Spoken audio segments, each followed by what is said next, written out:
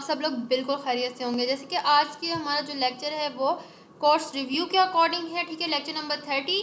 जैसे कि आज हम पढ़ने वाले हैं फ्यूचरिस्टिक आउटलुक के। हमने अभी तक मुस्तकबिल आउटलुक के मुस्तकबिल के बारे में हमने क्या पढ़ा, क्या सीखा इस बुक से, ठीक है। इस पूरे बुक में हमने क्या सीखा, ठीक है, क्या पढ़ा। एक चीज़ तो स्टूडेंट्स, मैं सब स्टूडेंट्स को कहती हूँ कि हम पढ़ते हैं, ठीक है, अपने कोर्स को क्लियर करने के लिए पढ़ते हैं, अपने पेपर्स को क्लियर करने के लिए पढ़ते हैं। लेकिन एक चीज़ होती है कि हमने एक बुक से क्या सीखा। एक बुक हम पूरी कंप्लीट पढ़ते हैं तो उससे हमने क्या सीखा, किस तरह से उस बुक को क्लियर भी करना है, उससे कुछ सीखा भी है, और उन बातों को हमने अपनी रियल लाइफ में भी अप्लाई करना होता है। तो एक चीज़ सबसे पहले मैं आपको बताती चलूँ कि पास स्टडी 302 का जो पेपर आता है, मोस्ट इम्पॉर्टेंट पेपर जो आता है, ठीक है। स्टूडेंट्स बहुत ज़्यादा क्वेश्चन करते हैं कि mid term and final term को किस तरह से हम क्लियर करें।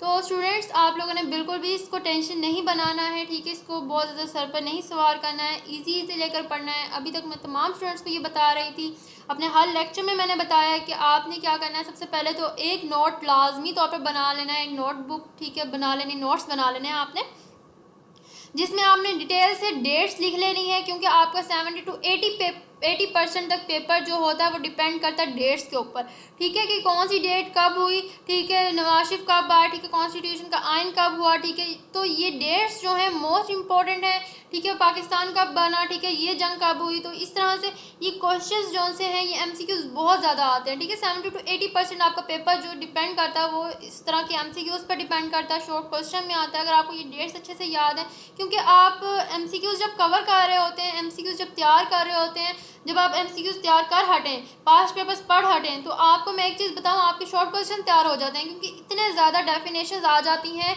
एमसीक्यूज में कि आप जब ज़्यादा से ज़्यादा बड़ी बिग फाइल्स पढ़ते हैं एमसीक्यूज के अकॉर्डिंग, तो आप लोग के शॉर्ट क्वेश्चन क्लियर हो जाते हैं, ठीक है। जब आप शॉर्ट क्वेश्चन एमसीक्यूज दोनों प्रिपेयर कर लेते हैं और शॉर्ट क्वेश्चन आपके पीपीटी स्लाइड से क्लियर होते हैं, जब आप पीपीटी स्लाइड्स को पढ़ लेते हैं, अच्छी तरीके से खुद सेल्फ स्टडी करते हैं आप, तो आपके जो शॉर्ट क्वेश्चन एमसीक्यूज है वो क्लियर हो जाते हैं, ठीक है। और जब आप ये दोनों चीज़ें क्लियर कर लेते हैं तो आपके long question easily automatically clear हो जाते हैं। और अगर आपने अच्छे नंबर लेने हैं तो इसमें पॉइंट्स बना कर लिखा करें, पेपर को पॉइंट्स बना के अटैम्प्ट किया करें।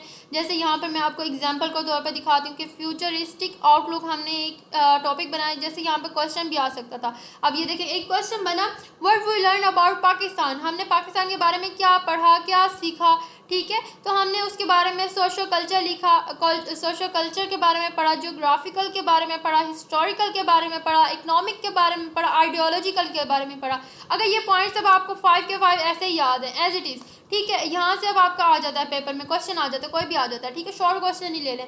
आपने ये 5 पॉइंट्स लिखे, तो आप क्या इसमें एक एक लाइन अपनी तरफ से नहीं लिख सकते कि सोशो कल्चर क्या है। अगर आपने पीपीटी स्लाइड्स और प्रीवियस लेक्चर्स कवर किए हुए हैं, क्यों नहीं आप लिख सकते। आप अपनी वर्डिंग्स में लिख सकते हैं जियोग्राफिकल में क्या चीज़ें आ जाती हैं, ठीक है। जियोग्राफिकल में सीज आ जाएंगे, ठीक है, रिवर्स आ जाएंगे, चीज़ें आ जाएंगी ये, ठीक है, एनवायरनमेंट के तौर पर आ जाएंगी, ठीक है। हिस्टोरिकल में क्या आएगा, इकोनॉमिक में, ठीक है, इंडस्ट्रीज़ वगैरह आ जाएंगी, ठीक है, आइडियोलॉजिकल है, ठीक है। तो ये चीज़ें जो है, हाँ, इस तरह से आप अटैम्प्ट कर सकते हैं। एक एक इस तरह से पॉइंट्स बनाएं, एक क्वेश्चन को अटैम्प्ट करने का आपको मैं तरीका बता रही हूँ, ठीक है।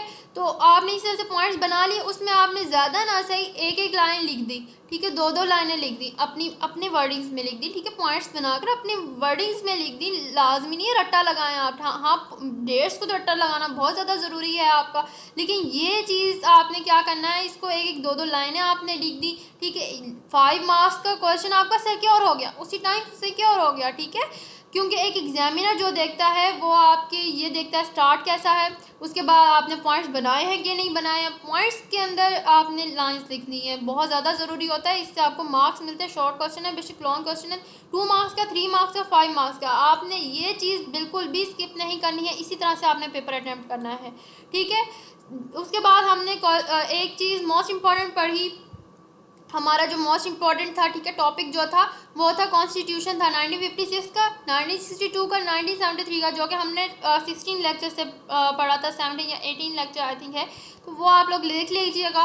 तो ये आइन 3 आइन है, ठीक है। ये 3 आइन में से एक आइन short question, long question, MCQs लाजमी तीनों का बनकर आता है। ये ऐसे एक आपको मैं बता दूं कि एक पक्का गैस है आप लोग के लिए, ठीक है। मिड टर्म में, फाइनल टर्म में, पाक स्टडी 302 में और 301 में, ठीक है। ये 3 पॉइंट्स बहुत ज़्यादा आते हैं, ठीक है। और पाक स्टडी 301 में तो मैंने डिटेल से पढ़ाया हुआ है अपने चैनल पर, बट इसमें हमने साइलेंट फीचर्स को ही पढ़ा हुआ है, लेकिन ये भी मोस्ट इंपॉर्टेंट पॉइंट्स हैं, पॉइंट्स को आपने अच्छे तरीके से करना है, ठीक है।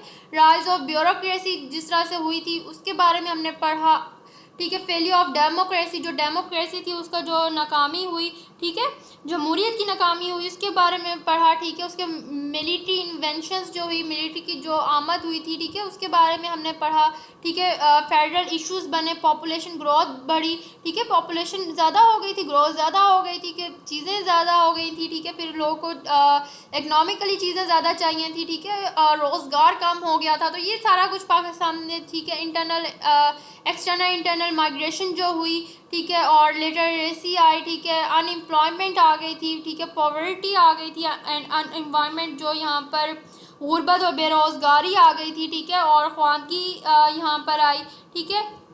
Media and public awareness, media आई पाकिस्तान में और पब्लिक अवेयरनेस आई लोगों को, ठीक है। मीडिया के ज़रिए कोई भी छोटी सी बात हो आप गूगल कर लें, आप नेट पर चेक कर लें, या फिर मीडिया के ज़रिए आप देख सकते हैं, ठीक है। 2 मिनट में बात जो भी होती है ब्रेकिंग न्यूज़ के तौर पर आपको बता दी जाती है, ठीक है, आपको पता चल जाती है। तो लोगों में इस चीज़ की बहुत ज़्यादा अवेयरनेस आई कि क्या हो रहा है हुकूमत में, क्या नहीं हो रहा, तो ये मीडिया के तौर पर आया।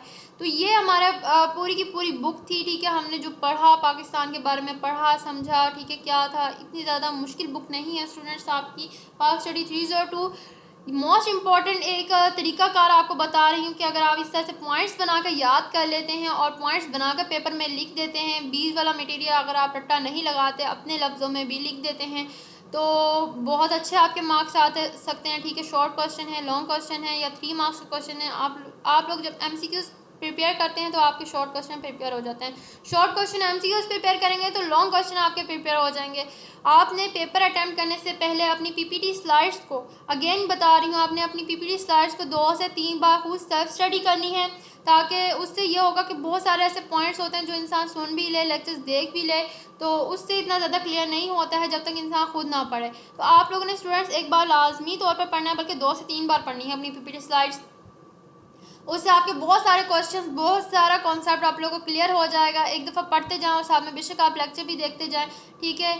आज की वीडियो जो थी वो लास्ट थी, ठीक है। इस अगर आप चैनल पर न्यू हैं तो चैनल को सब्सक्राइब लाजमी तौर पे कीजिएगा। अगर आपको मेरी वीडियो और ये आज का लेक्चर अच्छा लगा है, इन्फॉर्मेटिव लगा है, तो लाजमी तौर पे सब्सक्राइब कीजिएगा और फ्रेंड्स के साथ ज़रूर शेयर कीजिएगा, ठीक है। आपने ग्रुप्स में शेयर ज़रूर कीजिएगा इस वीडियो को, और अपने फ्रेंड्स के साथ लाजमी तौर पे शेयर कीजिएगा। क्या पता किसी को ये पॉइंट्स नहीं पता, अगर ये तरीक़ाकार नहीं पता अच्छे नंबर हासिल करने का, ठीक है, तो वो इससे सीखे और अपने जो तरीक़ाकार है स्टडी का, ठीक है। आप लोग क्या करते हैं, पेपर आता है आपके सामने, आपने चलो जी डेफिनेशंस लिखनी स्टार्ट कर दी, नहीं, इस तरह से नहीं करना है स्टूडेंट्स। आपने पॉइंट्स बनाने हैं और पॉइंट्स बनाकर उसमें लिखना है, क्योंकि हेडिंग्स जो होता है ना, आप लोग का इंप्रेशन बहुत अच्छा जाता है, ठीक है, एग्जामिनर पर, और आपके बहुत अच्छे मार्क्स आते हैं। सिर्फ पाक स्टडीज़ में नहीं, आपके हर सब्जेक्ट में ये तरीकाकार अपनाएं और उसके बाद रिजल्ट्स भी चेक करें, और रिजल्ट्स आपने ज़रूर बताने हैं इस तरीक़ा को अपनाने के बाद मुझे कमेंट्स में, ठीक है। मैं ज़रूर वेट करूँगी कि आप लोग मुझे रिजल्ट्स भी बताएं। अपना बहुत ज़्यादा सारा ख्याल रखिएगा, चैनल को सब्सक्राइब लाजमी कीजिएगा, ठीक है। आपको मेरे चैनल पर और भी बहुत सारी इंफॉर्मेटिव वीडियोस मिल जाएंगी और भी लेक्चर्स मिल जाएंगे, ठीक है।